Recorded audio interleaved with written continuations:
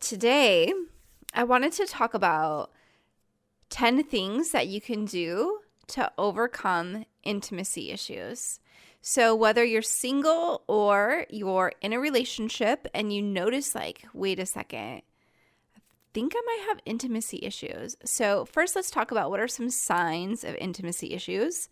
So, basically, if you're shutting down emotionally from your partner, if anytime you need to have a difficult conversation or you want to share how you feel and you're not willing to do that, or you feel super uncomfortable and you start shutting down, that's a sign that you may have intimacy issues.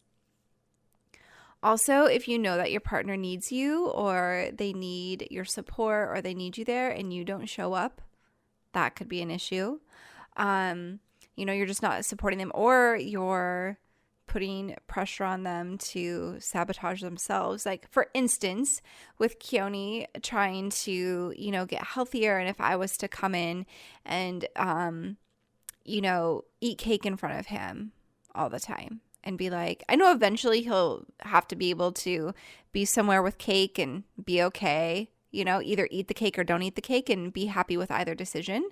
However, if I'm always bringing it into his environment, especially when he's first trying to develop these healthier habits, that would be me not supporting him. If your relationships don't last very long and they kind of seem like you're repeating the same relationship over and over, just with a different person, that could be intimacy issues. If you are struggling to commit to a relationship, if someone's like, hey, is it just you and I? Or are we, is it just us that we're dating? Or are we still dating a bunch of people? And you're like, just the idea of committing to one person like freaks you out, causes you to have a panic attack, or just be like, oh my gosh, no, right? Especially if the person you're dating is like a solid person. I mean, if they're a complete jerkwad or just not the right fit for you, but you're just having fun, that's a different story. But if they're like a solid match and you're still freaking out, those could be intimacy issues. Also, if you, a few months into the relationship, or you start off being more like you're okay with physical intimacy, and then all of a sudden you're not okay with physical intimacy, and it's like you can actually feel this shift, like it's a noticeable shift in physical intimacy, that could be intimacy issues. And, because if it's feeling more comfortable to have like one night stands or hooking up when you first are dating versus, when you don't really know them that well, but the more you get to know them, the less physical you want to be. Even though I know that when you read Mating in Captivity, they do talk about, or she does talk about, how it's really important to have that separateness in a relationship to maintain that physical intimacy and that passion. But 3 months in or 6 months in, you still have quite a bit that you're learning about somebody. So I think, that's not the point where it's like, okay, well, our lives aren't separate enough at this point in time, right? Because you're still getting to know each other.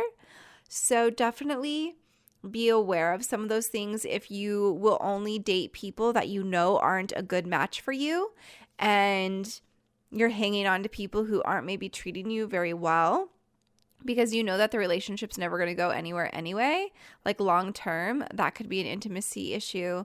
So all of these things, so really just get to know yourself and kind of evaluate, like, first of all, why are you wondering if you have an intimacy issue? And if you do have an intimacy issue, how is this showing up in your relationships? How is this showing up in your life?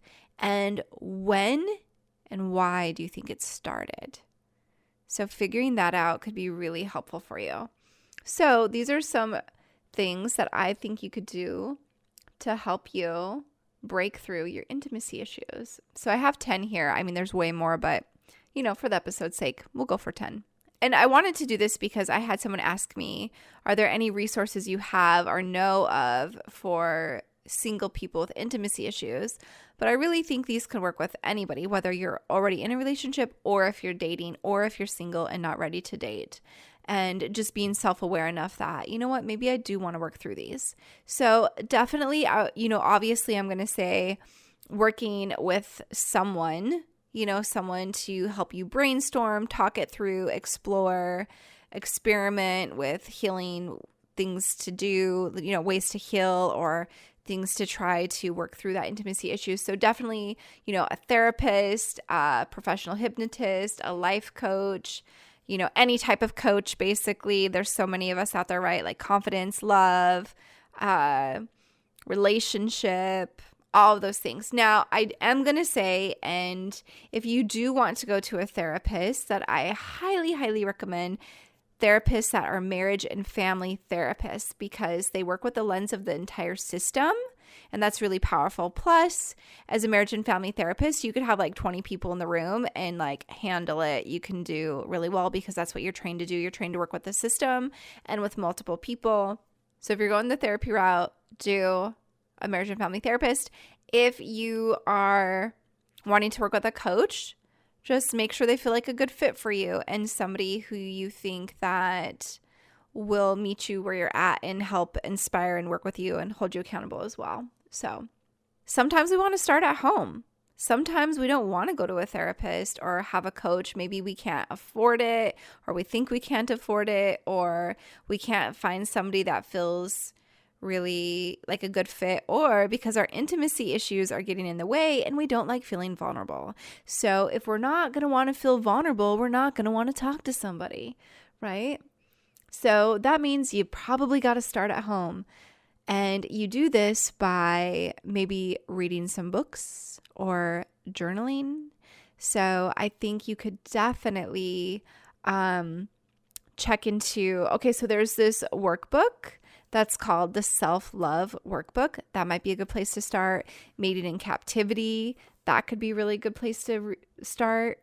Any books by Sue Johnson are really great, or even John Gottman might be really helpful for you. There's a book called The Dance of Intimacy, A Woman's Guide to Courageous Acts of Change in Key Relationships. Or there's Intimacy, Trusting Oneself in the Other. You could do the 5 Love Languages, The Secret to Love That Lasts, Mars and Venus in the Bedroom. I mean, there's so many books. Also, I'd mentioned journaling. So definitely take some time and journal and answer. So I'll tell you some questions and you go ahead and write those down and then answer them. So basically starting with what does trust mean to you? What does it look like? How do you show up when you are trusting someone? How do you know that you've built trust in the past? So I'd ask you to write as if you're writing me a letter and teach me how not to trust someone. Write down everything you do to keep your wall up and others out. And are you ready to let go of your intimacy issues? Maybe you're not ready yet. Maybe you want to hang on to them a little bit longer. Really explore that and be honest with yourself, because if you're not ready to release those intimacy issues or holdups, then no matter what you do, nothing's going to work because you're not ready to release those. So ask yourself, are you ready to let these go? And who do you trust the most in your life? Write the story of how that came to be. How much do you trust yourself? How much do you honor your own feelings? How much do you listen to your gut, to your intuition? When do you doubt yourself and others the most? When do you know that you trust someone? How do you show up differently in those relationships when you do trust someone? How easy is it to lose your trust? If someone messes up one time, do you stop trusting them? Do you want to cut them out of your life? Do you not give room for people to be imperfect? And so literally when you think about that, what has to happen for you to start doubting someone? How big or small does that betrayal need to feel before you say, I'm out of here. This person doesn't get to be a part of my life. And to be fair, there are times when it is appropriate to distance yourself or cut someone out of your life. You know what I'm saying? But it's also how quickly are you doing that? And how big of a hurt does it take for you to do that? And is there any room for forgiveness? Are you letting people and be imperfect? Or are you expecting everybody to follow these rules and these expectations that you've determined are what's important without including them in that conversation? And what has to happen to replace trust with doubt? And what statements do you say to yourself when something happens and you begin to have fear or suspicion of someone? Like, really listen to your thoughts in that self-talk. What are you saying? And how much trust do you need in a relationship to feel safe? So I want you to think of a scale from 0 to 10, 10 being 100% and 0 is 0%. And then think about, so how much trust do you need in a relationship to feel safe? Okay.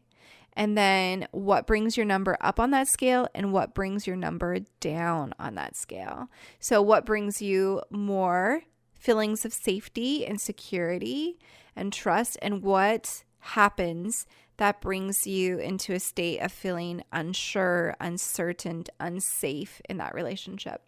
And is it possible to be in a relationship and still have some independence for both people? And what does that look like? And what are you okay with? And what are they okay with? And write about vulnerability. What is it like to be vulnerable? How does your body feel when you know you're going to be vulnerable? And what are the benefits of an intimate relationship? And why is this something you want in your life? What are the risks of an intimate relationship? What is it that you're scared of happening? And is this wall, this fear of intimacy, really preventing that fear from becoming a reality? Or is it actually feeding that fear and giving that fear more power because you're sabotaging any relationship that ever even comes, so nothing really has a real chance anyway? And is there anything you can do to prevent the risks of an intimate relationship? And when do you question if you're good enough for someone? When does that start happening for you? And when do you know you're good enough? When do you know you're lovable? When do you fully know what you bring to the table and that you're worthy? When do you know that you are capable of a phenomenal relationship and you're deserving of that? And when you're in a relationship, when do you feel significant and have certainty? And when do you start to feel like you're not special, that you don't matter, that you're able to be replaced easily? So, and then just let some other questions come to you, what comes up for you as you're answering those questions. So as you're paying attention to your own inner dialogue, discover, is it helping you to create a picture of mistrust of someone because you're scared of feeling the pain and loss of being broken up with, or because you're actually seeing red flags that the relationship isn't for you? So what's really happening in your inner dialogue? And why is it so important for you to maintain this wall that you've built to keep yourself safe from pain when you're already experiencing pain, except for you're isolating yourself, so you're going through all this pain by yourself? And 5, I'd also encourage you to make a list of all the experiences that scare you when you think of doing them alone. So whether it's going out to eat or going to the movies by yourself, and then start doing them one by one. I've mentioned this before. This is something I did myself. I started doing in my early 20s and I still do to this day. And also think about things that scare you to do in a relationship. Like, does it scare you to talk about what you prefer in the bedroom? Does it scare you to ask for a hug? Does it scare you to be there for somebody when they're having a hard day? Are you uncomfortable with conflict? Like, figure those things out. And if that is something that you're scared of, start figuring out one by one how you can feel more comfortable in those situations, because relationships have all of those situations in them. And number 6, make a list of the people who have stayed in your life for a long time that you feel really good about. Write down the bumps in the road that you've overcome with them, and write down the awesome times that strengthen the trust and ability to be vulnerable with them. Explore how trust grew in those relationships. Explore what forgiveness looked like and how that played a part in building this trust that you have with them. And number 7, it's really important to also explore your expectations of a relationship. So thinking that the person will never hurt you, especially if they love you, would be setting yourself up for excruciating heartbreak. Because no matter who you love or involved with, they will hurt you at some point. And sometimes it'll be on purpose and sometimes it'll be an accident. Do you know what I mean? Because again, we are humans and we all approach this world with our own perspective and our own values and our own stories and our own pain and our own excitement and our own dreams and our own failures. So we have to make room for the flow of coming together with somebody and letting them have space to be them as well. You know, and sometimes those hurts will be a little bit like those little hurts, and other times it'll be like a blast to the heart. And this will sting, and it sucks beyond measure to get hurt by someone you love. And it's not because they don't care about you. It's because you're just with another human going through their own struggles, goals, triumphs, and journeys in this life. So when someone hurts you, are you saying, well, they don't care about me anyway? See, this just proves they don't care. Are those things you're saying to yourself? Because if they are, we need to change that story, because people can love you and hurt you. And then it's up to you to decide if that hurt is like just a flawed person or is it damaging to your soul. Do you know what I mean? Because sometimes, like for me, for example, it still drives me nuts if people are really late. Before I had no room for understanding around that though. I was just like, if you're late, I'm done. Like, I don't want to hang out with you anymore. You're late. That means I'm not important. It means you don't respect my time. Like, I had all these stories that I created around when somebody was late. And then I realized this is stressing me out, like this expectation that nobody can be late. And when I moved to a city, I remember being like, oh wow, traffic really can affect what time I arrive somewhere. And then when I became a mom, I was like, whoo, oofta, having a kid can really sometimes make it hard to be places right on time because things can happen, especially when you have a baby and like all of these things. So it gave me more compassion and more understanding for when people can be late. Now, if it's an ongoing pattern and it's like super late, I will eventually say something to someone and be like, hey, what's going on here? You know, it does bother me when you're late consistently. So can we figure out a solution to this or something? Because I do believe in also sharing what's heavy on your heart so that you can free up that space for more love. And then you have to know yourself, my friend. You have to truly understand what builds you up and what tears you down. And find out the same about the person you're with or the person you're dating or whoever your future person is going to be. So you build a strong friendship and strong emotional bank account, right? And the bank account is where you put in more deposits than withdrawals. And you do that by doing the things that build them up and not doing as many things that tear them down. But again, we also got to leave room for human error and just being flawed people. And you need to learn the relationship skills that you don't already have. So if you weren't taught relationship skills that will help you flourish in relationships when you were growing up, which so many of us weren't, and that's why there's so many books out there now, or so many coaches, or so many therapists, or so many programs that you can get on to help you with your own self-growth and to learn relationship skills so that you can have really successful relationships and build yourself up so you can have the type of partnership that you want with somebody. You're going to have to do the work so that you can have what scares you. Do you know what I mean? And then 9, learn to set boundaries. That vulnerability is magic, and use I statements. And you can get through any hurt. I was watching the Mr. Rogers show with Tom Hanks the other day, that movie, and it was really, really good. And he said, if you can mention it, you can manage it. And I thought that was really, really insightful to say. And it makes so much sense, right? If you can mention it, you can manage it. So fearing feelings is only going to hold you back. Okay, so feeling your feelings are part of life.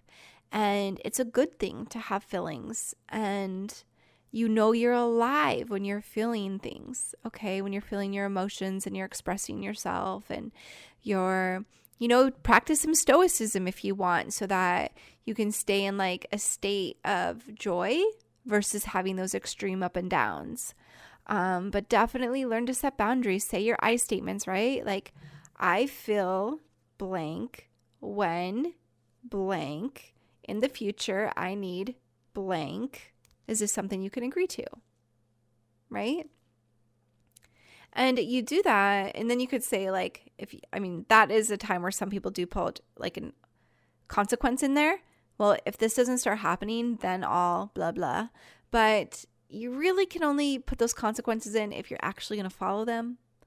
Because if you're not going to follow them, you're not really setting a boundary. You're just talking and nothing's going to change. So we got to teach people how to treat us. And we do that by letting them know what we need, what we don't like, what hurts us, what fills us up, what feels good, right? What makes us laugh, what makes us cry, the experiences we want to have. We got to share all that.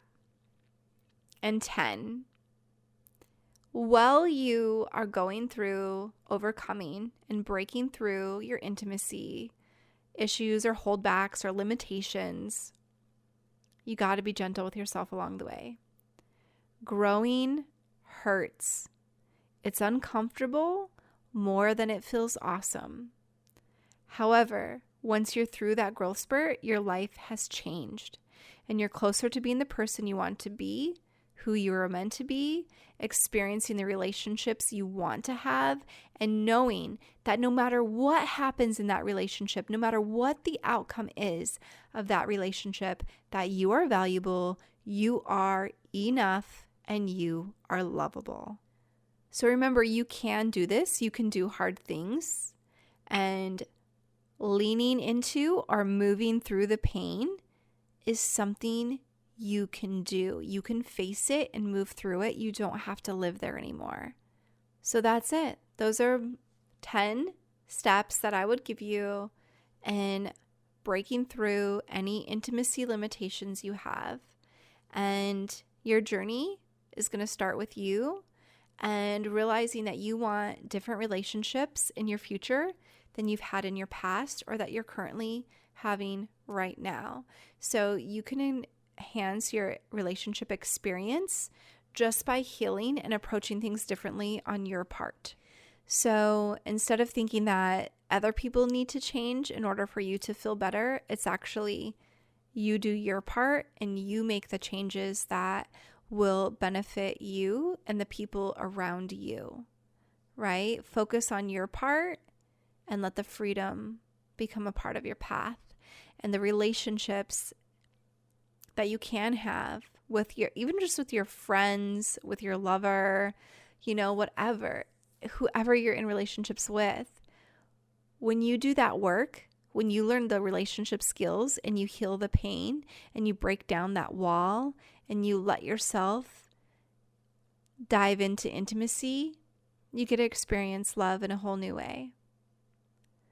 And you'll realize it's not love that's so scary, because love isn't scary. Love is the good stuff. Love is, it's just really like when you think about the best dessert of your life, that's love, right? And love is part of everything that we go through. And it's not love that scares us. It's not love that sucks. It's the loss, it's the pain, it's the hurt, it's the disappointment, it's the guilt, it's the shame. It's all of that comes with the relationships that's the part that sucks. That's the part that we have to heal from. That's the part we have to move through and learn to not hold us back or build up that wall. It's not the love, it's the pain. So, my friend, break down your wall and let yourself experience the most incredible love that this life can offer you by doing your part. Heal and break down your wall. So with that being said, let's go ahead and do a short meditation. So go ahead and lay down for this if you're able to. and lay on your back. And if your lower back feels uncomfortable, go ahead and bend your knees. You can place them over a pillow or a bolster if that feels comfortable for you. And just go ahead and close your eyes. And now just start to breathe in and out through your nose. Just become aware of your breath. Release any judgment of your breath and just notice, pay attention to how your breath moves in your body. Where does it begin? Where does it end? Is your breath fast or slow, deep or shallow? Is there a pattern that it makes as your breath comes in and as you release it? Pay attention to how smooth and even your breath is. Is it hard or soft? Is your belly expanding? Does your torso expand? Notice what happens when you exhale. Let any distracting thoughts just float away when you exhale.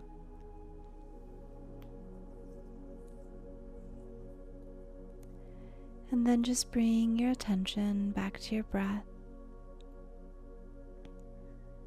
Placing a hand on your belly and one on your chest. Notice when you breathe into your chest, can you feel your chest expand? And does your upper back expand as well? Do your ribs move? Is there any area where your breath feels restricted and your body doesn't respond?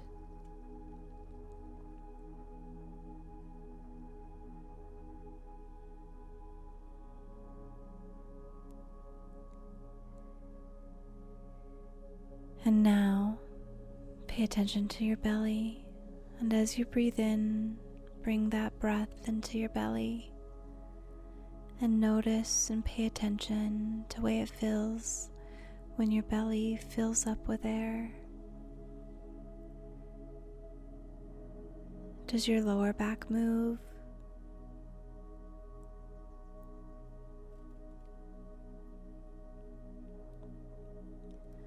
Does anything else move when you breathe into your belly? And how do you feel? Are you able to relax your belly so you can breathe into it?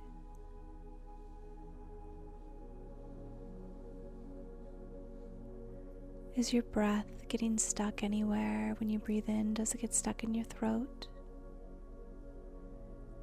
Does it become smooth and then choppy? Or does it remain smooth the entire time? Just really explore your breath for a moment. Listen to how your body responds to it.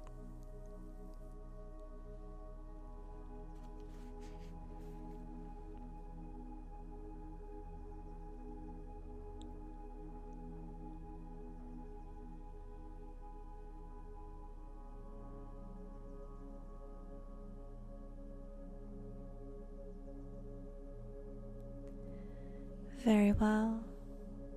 Now go ahead and move your hand to your chest and feel your breath move into your chest. Feel your chest expand with each inhale and relax when you exhale. Now, I want you to imagine this wall in front of you, beside you, and behind you.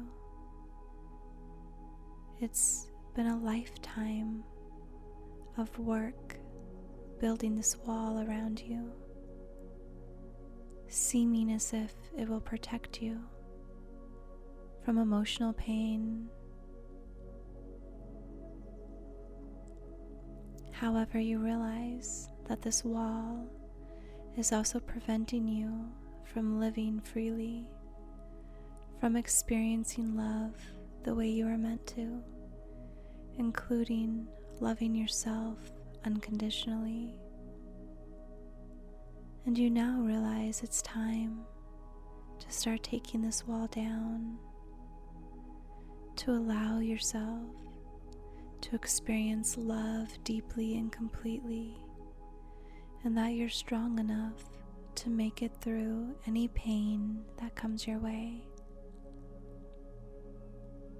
So as you notice this wall around you, I want you to bring your attention back to your heart, to the space of your heart chakra, and I want you to imagine this beautiful, healing green light coming from your heart chakra. And with each breath, with each inhale, and with each exhale, that beautiful healing green light expands. And it continues to expand until it surrounds you completely. And with each breath, it expands even more until it pushes that wall around you. It pushes it over, freeing you from this world of pretend protection. And instead of being surrounded by that wall, you are now surrounded by love and forgiveness and confidence and healing. And you begin to experience a greater love for yourself and for others. Experience a deeper sense of peace and harmony, realizing that without this wall, you are now free to be filled with love and prosperity and confidence, compassion and strength, wisdom and joy. And you now have more space for creative energy, for loving energy, space to heal and be free to love.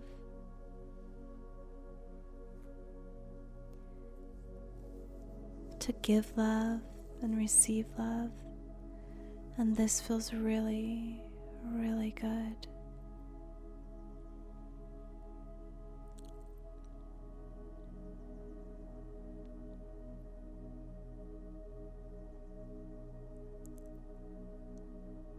And when you're ready, bring your attention back to your breath. And go ahead and wiggle your fingers and toes. And just let your breath energize you and comfort you and give you the strength to do the next best thing for yourself in your journey. And when you're ready, go ahead and open your eyes. You just did some great work. Honor that. Make space for that. Sending all my love to you. And I'm always here in your corner rooting for you. And I want you to know that you are enough.